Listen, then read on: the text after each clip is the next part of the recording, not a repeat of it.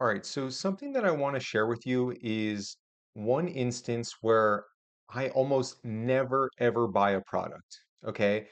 And that is when you have a sharp or even gradual increase in the seller count, right? So if you see I'm hovering over this blue line in the bottom, the last 3 months it was three sellers, one seller, three sellers, four, four, five, and then from here it basically went from four on January 3rd to 19 on January 15th. Okay.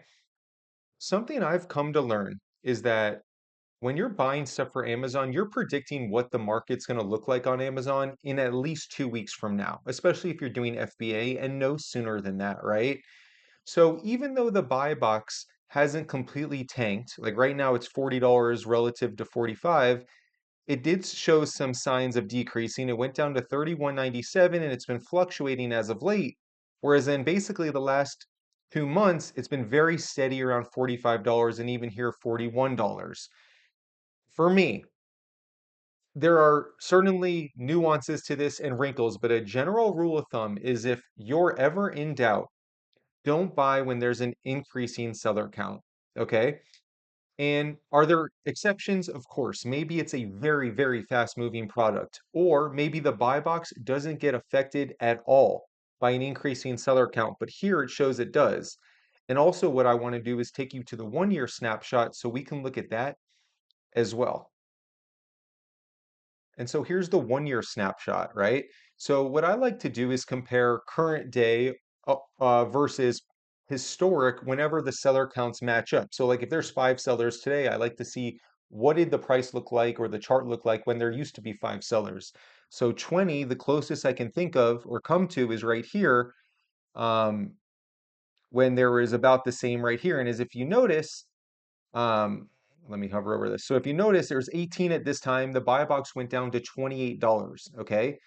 That's a huge difference. And then what do I think happens, right? Then everyone here is just dropping the price, tanking it until they sell out of their inventory, until eventually they all forget about it because they think it was a crap product. And sure enough, then it starts to go up again when there's one seller. And now people start to catch on again when they find this data, right? The seller count is pretty consistent throughout the price. It does slow down a little at the higher price, but still good moving. And also, since we're trying to match apples to apples, let's catch this on the way up, right? So like here, there was 10, 15 sellers. When there was 10, 15 sellers here, it was at $29.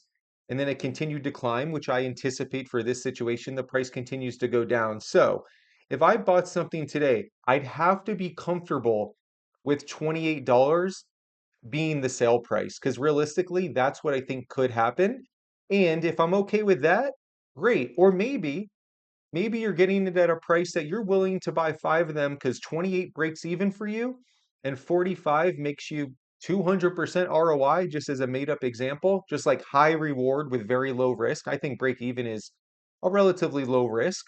But just as a general rule of thumb, again, when there is an increasing seller count, generally speaking, that is not the time to buy. At least that's something that I have learned from my experience. And when you are considering it, look back in history and see what happened the last time there was a spike.